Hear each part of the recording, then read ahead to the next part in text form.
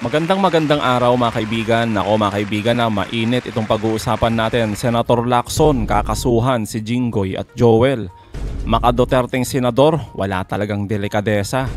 Kasinungalingan ni Henry Alcantara, piniga, sobrang kunat. Jinggoy at Joel, bineltahan ni attorney. Matapos ang maagang selebrasyon ni Jinggoy at Joel na halos ipangalandakan ulit ni Marcoleta na safe na talaga itong si Jinggoy at may pa-thank you pa itong si Joel, abay binira ni attorney ang mga galawan ng mga sangkot na senador. Samantala, nauna nang sinabi ni Senator Lacson na hindi pa tapos ang laban dahil nga sa nilabas na kumpirmasyon na meron talagang 350 million na insertion galing umano kay Jinggoy. At ang malala, yung 600 million na inuugnay kay Joel, abay nasa unprogrammed funds. Nako, abangan nyo yan. Yan ang pag-uusapan natin. Pero bagong lahat, paki-like muna ating video, paki-share na din po at subscribe na po kayo sa ating channel. Unahin na po muna natin ito mga kaibigan. Nakangiti na ulit ngayon si Senador Jinggoy Estrada dahil sa pagtestimonya ni Mina Jose ng WJ Construction sa Senate Blue Ribbon. Pinaliwanag ni Mina ang palitan nila ng text message ni Engineer Bryce Hernandez. Nilinaw din ni Mina Jose na walang kinalaman si Senador Estrada sa palitan nila ng text ni Hernandez. So hindi mo kilala si Senator Jinggoy at hindi ka nagdala ng pera sa kanya? Hindi po. Kahit po kay Bryce, wala po akong dinalang pera. Okay. So talagang safe ka na? Kengkoy talaga no? Aga ng celebration nyo eh. Oh, yan na naman. Ay nako Si talaga. Mina ang unang tinukoy ni Senador Ping Lacson na nagpunta sa Senado noong August 19 at nakuna ng CCTV ang pagpunta niya sa opisina ng isang senador. Aminado naman si Mina na nagpunta siya sa opisina ni Senator Erwin Tulfo, pero para magsumiti ng proposal para sa isa sa ayos na bahagi ng veranda sa office ni Tulfo. Pinakita rin ni Tulfo sa media ang bahagi ng kanyang opisina na tumutulo kapag umuulan.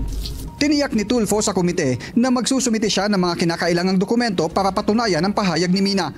Pero may bagong bala si Hernandez na palitan nila ng text message ng Chief of Staff ni Alcantara kaugnay ng pagbibigay umano ng obligasyon o kickback.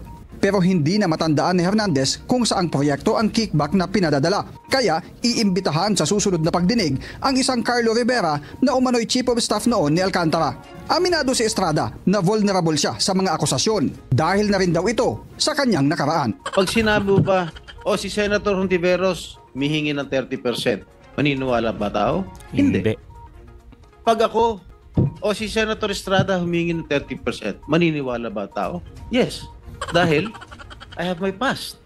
Meron akong mga nakaraan na issues. Kaya I am very vulnerable to all these attacks. Well mga kaibigan, hindi naman talaga yung reason dun eh. Yung pagiging vulnerable ni Senador Jinggoy Estrada. Hindi naman natin sinasabi na guilty siya. Di po ba? Pero hindi rin kasi pwedeng ipagsawalang bahala ni Senator Lacson, nila Tito Soto, yung mga ebidensya na ibinabato sa inyo. Lalong-lalo na ito mga kaibigan. Itong sinasabi ngayon ni Senator Lacson na itong 600 million na budget insertion dyan sa Bulacan, kumpirmado mga kaibigan. Pati yung 350 million kay Jinggoy. Kaya nga ang sinasabi ngayon ni Senator Lacson ay kailangan makakuha ng matinding ebidensya na magdidiin talaga sa dalawang ito dahil kakasuhan talaga nila mga kaibigan. Pakinggan nyo po ito. Sa punto ni Henry Alcantara, obvious yon na may pinagtatakpan. Kasi Totoo hindi naman. kami makatawid sa kanya, napuputol kami kay Bryce Hernandez. Dahil si Bryce nga, Hernandez, at least, nagsasabi siya ng totoo at nagsasabi naman siya kung sino yung dapat papanugutin pa bukod sa kanila. Si Henry Alcantara, obviously, nagdidig in. So yun ang dapat naming ma-explore pa kung paano siya magsabi ng totoo. Yung elemento ng aligasyon ni Bryce na merong 355 million na naka-allocate sa kanyang area si Senator Jinggoy at 600 million si Senator Joel. Ano na yun? Validated na yun kasi gaan na yun nagsasabi na totoo yung sinasabi niya. Si mga kaibigan, kumpirmado, di ba? Validated na meron talagang insertion dyan. Yung mga pinagsasabi ni Bryce, tugmang-tugma mga kaibigan doon sa mga nakalagay na record sa GAA. Tapos ang matindi mga kaibigan sa mga insertion na yan, karamihan dyan ay ghost project. Kaya nga nagtataka ako dito kay Joel Villanueva na bakit ang saya-saya niya nung nag-present siya. Samantalang meron na nga nauna nang sinabi ni Senator Lacson na confirm talaga na merong 600 million insertion dyan sa Bulacan. Ay nako talaga. Oh. Yung isang elemento pa na nawawala, na kulang, yung allegation niya na nagbigay siya ng 30% na commission.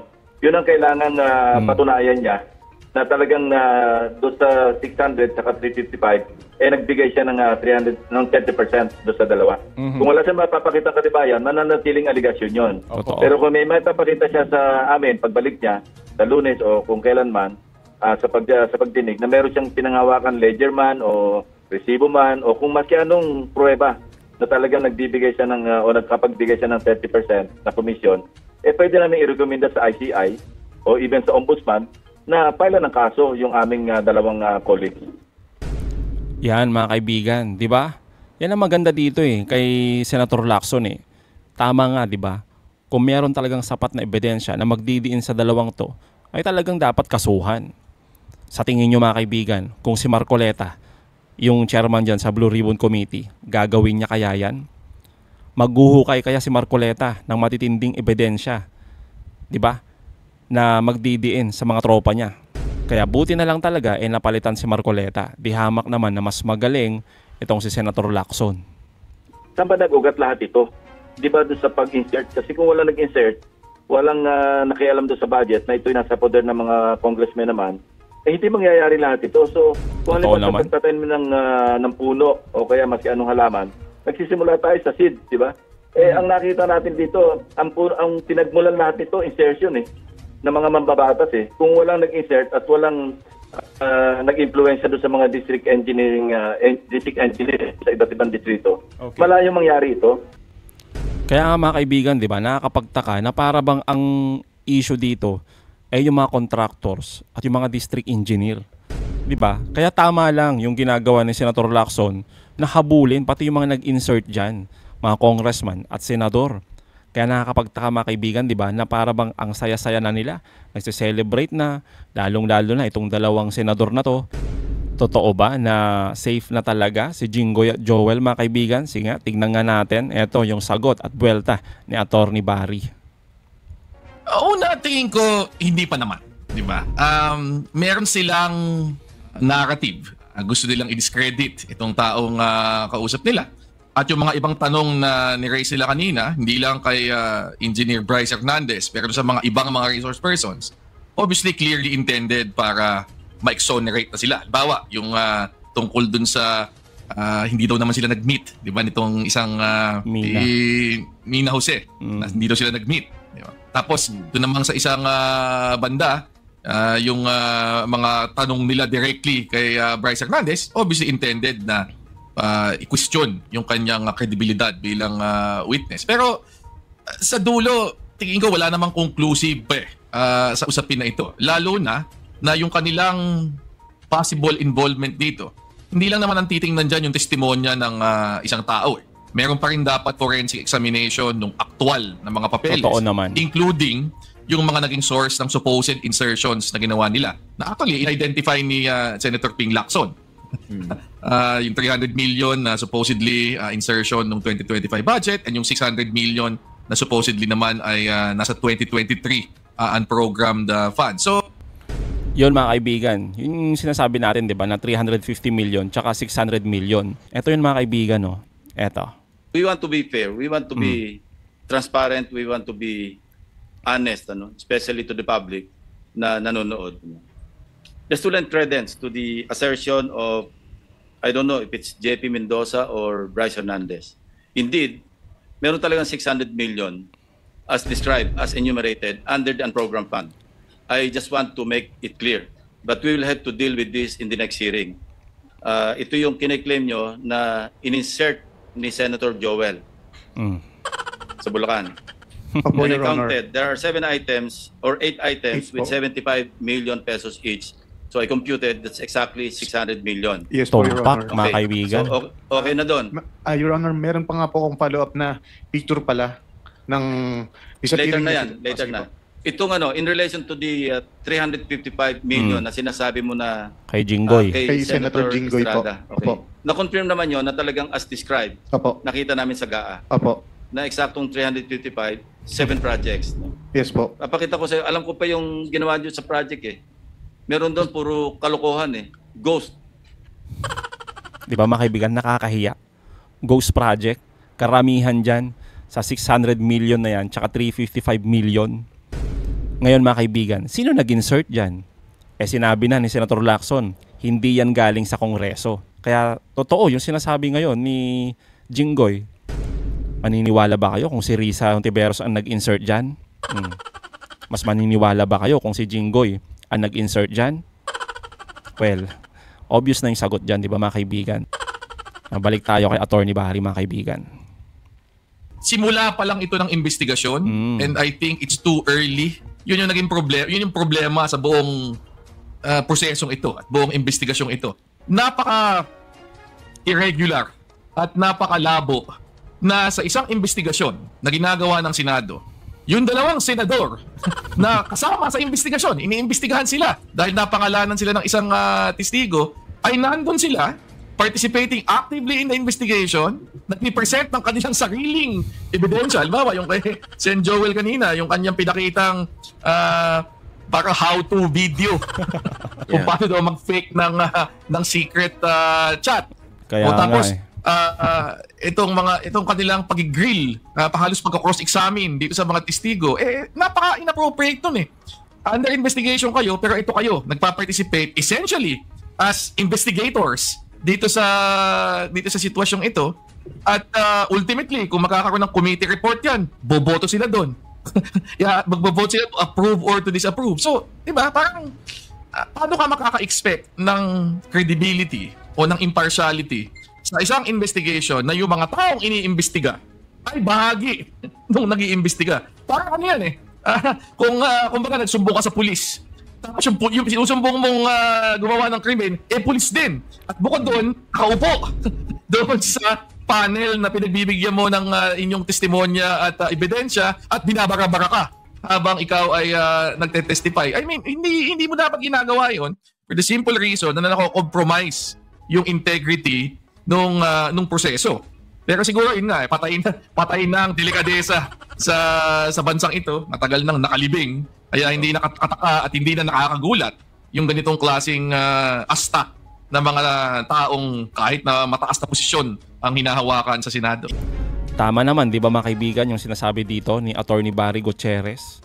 Pero ano pang ini-expect natin sa mga alipores ni Duterte? Ganyan na ganyan yung ugali nila nung panahon ng impeachment ni Sara Duterte. Pinakita na nila yan eh. Wala talaga silang delikadesa. Tapos ngayon, sila ngayon yung nasasangkot dito. Malamang gagamitin nila yung kapangyarihan nila yan. Wala silang pakialam dyan sa delikadesa na yan. Hindi uso sa kanila mga kaibigan. Regarding naman dito na bakit hinayaan, sinabi na po ni Senator Lacson na pinabayaan niya, hinayaan niya itong dalawang senador na gisahin si Bryce hanggang sa gusto nila. Diba? Kasi tinitignan din mga kaibigan ni Senator Lacson kung hanggang saan ba yung katotohanan na kayang ibigay ni Bryce Hernandez. Kasi nga mga kaibigan, may hawak na talaga si Senator Lacson sa dalawang ito Kaya nga nagtataka talaga ako nung bakit itinuloy pa ni Villanueva yung presentation niya regarding sa pagdidebunk niya doon sa 600 million. Meron naman talaga. Di ba? Kaya nga sabi ko nga, pinagmukhang tanga itong si Villanueva nung panahon na yan Na unang sinabi ni Lacson na meron talagang 600 million unprogrammed. Ito namang si Villanueva mga kaibigan, talagang dinidebunk pa si Bryce at yung isa si JP kung totoo ba na mayroong 600 million. Ay ewan ko talaga Talaga yung yun talaga yung naglagay sa alangan noong buong investigasyon na ito dahil paano ka magkakaroon ng maayos na investigasyon na parang nakabantay, nakatutok doon yung dalawang senador na iniimbestiga. At dadagdag ko pa, hindi lang as interrogator o cross-examiner, pero also as witness. Kasi nagtitestigo din sila Nag-make sila ng mga statements Gumagawa din sila ng mga presentasyon Di ba? Na parang kumaga, bukod sa interrogator sila at nagtatanong sila rin ay resource person. Nagpo-provide din sila ng impormasyon. And obviously, malinaw na ang kanilang pakakaya, ang kanilang intensyon, ang kanilang gustong tumbukin ay wala kaming kasalanan Siyempre, lahat naman sila magpapasa ng responsibility eh. Totoo. Yung mga mas mababa ang posisyon, nasasabihin, dapat utusan lang po. Siyempre, yung mga mas mataas ang posisyon, nasasabihin, gaya ng sinasabi ni Alcantara ngayon, hindi ko alam ang ginagawa nitong aking mga subordinates, di ba? Sariling kilos nila yan. Siyempre, lahat naman magmamalinis eh. Totoo. Ito kay Alcantara, bukod sa tinuro siya ng ilang testigo, may picture pa nga siya eh. Yun nga yun eh. Ako tingin ko yung picture ang talagang medyo kailangang ipaliwanag. At ang buti nga, natanong ni Senator Erwin Tulfo at napaamin na siya nga yung nandun sa picture na yun. Kasi paliwanag mo dun. Totoo naman, di ba mga kaibigan, itong si Henry Alcantara, napakakunat nung kasinungalingan nito.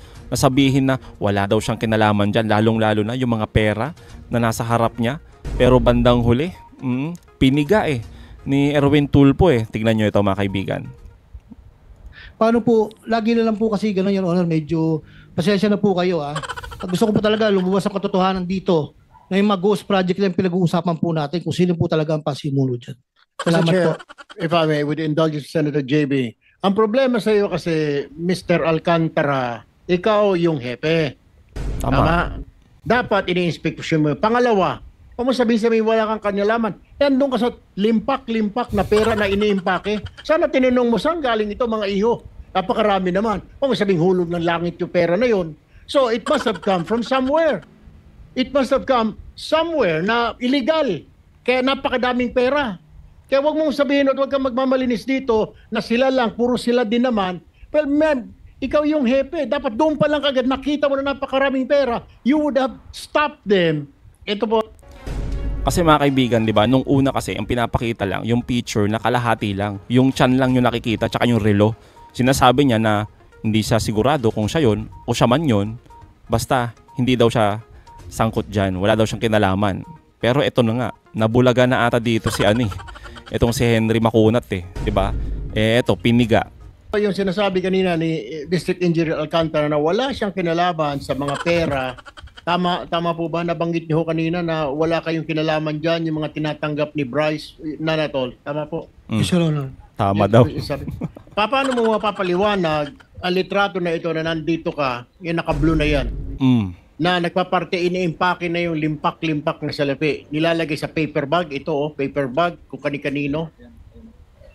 Ayan, Ayan, paper bag. Tapos meron pa sa karton. Napakalaki siguro. Ito yung proponent sa karton. Pero iba may mga paper bag, iba nilalagay sa karton ng biscuit. So ngayon naalala mo na nandyan ka tuwing nagpapartihan ng pera. Tama? Hindi na ba ka? That's you, right? Or kakambal mo? Yes, Your Honor, ako po yun. So kanina sinasabi mo, wala kang kinalaman dyan, hindi ka may-ari niyan, huwag kang isama ni Bryce. So ibig sabihin, itong patunay na may kinalaman ka sa mga partihan na yan at may kinalaman ka kung saan pupunta yung mga pera na yan. Tama? Your Honor, ang sinasabi ko po, yung sa Ghost Project po, hindi po ako kasama. No. Tinatanong ka, sinasabi kasi binibigay ni Sims kanina sa kay Bryce yung pera. Wala kang kinalaman, umiiling-iling ka. Sabi mo kanina, wala kang kinalaman sa mga transaksyon na yan, money transaction. Ano nga ito? Di ba? Nakunang ka ng litrato na ikaw ba mismo, ikaw ang nag-supervise kung paano i-impake, kanino ibibigay. Definitely, mga naka-karton na yan. So, alam mo. Yes, Your Honor. Yun lang ang gusto ko malaman. Yes, Your Honor pala. Natin, na-contempt ka na, may ilalaga ka sa kulungan mamaya, may kasama ka naman. So, ni Mr. Diskaya, magkwentuhan na lang kayo mamaya at mag-isip-isip. Well, mga kaibigan, itong part na video na to kasi halos patapos na, di ba mga kaibigan, yung hearing. Kaya sa susunod talaga, makakakita tayo kung paano gisahin itong si Henry Alcantara. At panigurado, sana kumanta to mga kaibigan kung sino yung mga kasangkot na politiko dito.